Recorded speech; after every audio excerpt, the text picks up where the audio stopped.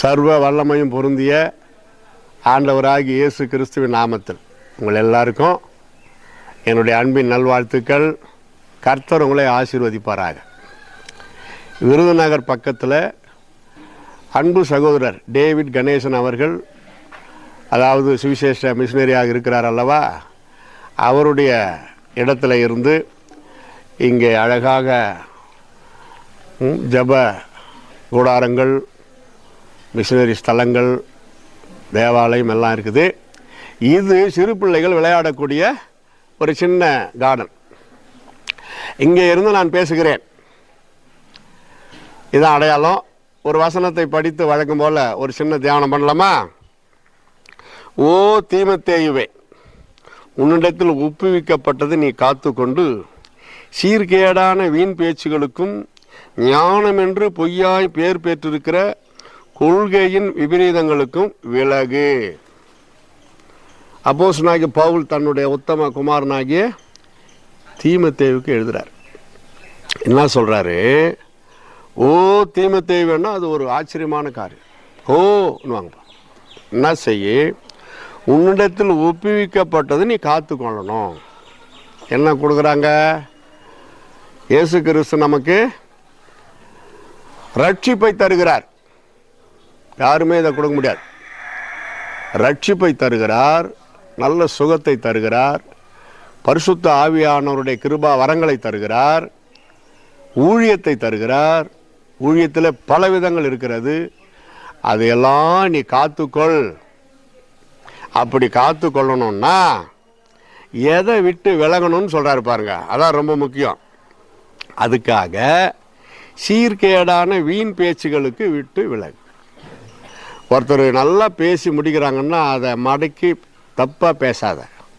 அவங்க பேசி முடித்த உடனே அவங்கள பாராட்டி பேசி சந்தோஷப்படு. பிரசங்கத்தில் கூட பார்த்துருக்கிறீங்களா? ஒரு ஊழியக்கார் பேசி முடித்ததும் வெரி குட், ரொம்ப அருமையான செய்தி, கர்த்தர் நம்மோடு பிரதர் மூலமாக பேசினார் அப்படி சொல்லி ஜெபம் பண்ணுவாங்க. சிலதுங்க இருக்குது, அதை மடக்கி அந்த பிரசங்காரை ஹட் பண்ணி ஒரு தப்பான குழப்பத்தை உண்டாக்கிடுவாங்க. அது சரி கிடையாது. அந்த சுபாவம் வீணான காரியன்றார். சீர்கேடான வீண் பேச்சுன்னு வந்தாவே அது சீர்கேடு. கவனித்தீர்களா? இயேசு சொன்னார், மத்தேயு 12:36, you have to give an account on the judgment day for your ideal waste of talking. வீணான வார்த்தைகளுக்கு நியாய தீர்ப்பு நாளிலே கணக்கு கொடுக்க வேண்டும். வீண் வார்த்தைகள் இருக்கக்கூடாது. நீங்கள் பேசுகிறீங்கன்னா 4 பேர் சந்தோஷப்படணும், அங்கே உள்ள ஆறுதல் அடையணும். வசனத்தை படித்து பாவத்தை உணர்த்தி காட்டுவது அது வேற, அது ஆண்டவர் செயல். பொதுவாக நான் சொல்லுகிறது, உன்னிடத்தில் ஒப்புவிக்கப்பட்ட அந்த விலையேற பெற்ற பொக்கிஷம், பரிசுத்த ஆவியானுடைய கிருபை வரங்கள், ஆசீர்வாதங்களை இழந்து போகாதே. அது இழந்து போக செய்வது என்ன? வீணான வார்த்தை. பார்த்தீங்களா? சீர்கேடான வீணான வார்த்தை. அடுத்தது பார்ப்பீர்கள், ஆனால் ஞானம் என்று பொய்யாய் பேர் பெற்றிருக்கிற கொள்கையின் விபரீதங்கள் ரொம்ப ரொம்ப முக்கியம். ஞானமாக பேசுகிற மாதிரி நினைப்பா அவங்களுக்கு. பைபிளில் இல்லாத ஞானமா, பைபிளில் இல்லாத ஆலோசனையா, அதை விட்டுருவாங்க. இயேசு கிறிஸ்துவ பற்றி சொன்னோம்னா எம்மதமும் சம்மதம்ன்றவாங்க. ஏதோ பெரிய டைலாக் சொல்லிட்டாங்கன்னு நினப்பு. எங்கேயாவது மதத்தை பற்றி பைபிள் இருக்குதா? கிடையாது. எம்மதமும் சம்மதம்னா அதை கேட்டு இயேசு ரொம்ப சிரிப்பார், சந்தோஷப்படுவார் நினப்பு. முட்டாள்தனமான வார்த்தை. எம்மதமும் சம்மதம்னா முட்டாள்தனமான வார்த்தை. இது மதத்தை பற்றி இங்கே பேச்சே கிடையாது. பாவிகளை ரட்சிக்க கிறிஸ்து இயேசு உலகத்தில் வந்தார். தனிப்பட்டவராய் மதம் பற்றி, மதம் என்றால் என்ன? மதம்னா திமிருன்னு அர்த்தம்.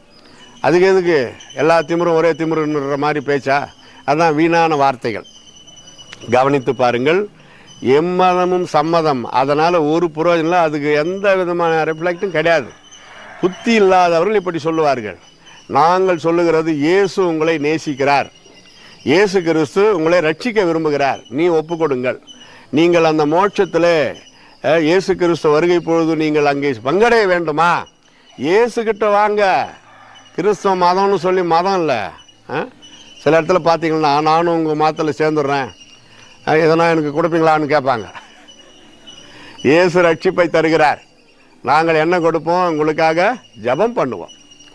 அதனால் தப்பாக புரிந்து கொள்ளக்கூடாது. அதே போல் சில இடத்துல பாருங்கள், ஒரு இடத்துல புதிய ஏற்பாடு கொடுத்துன்னு இருந்தேன், ஒரு ஸ்கூலாண்டில்.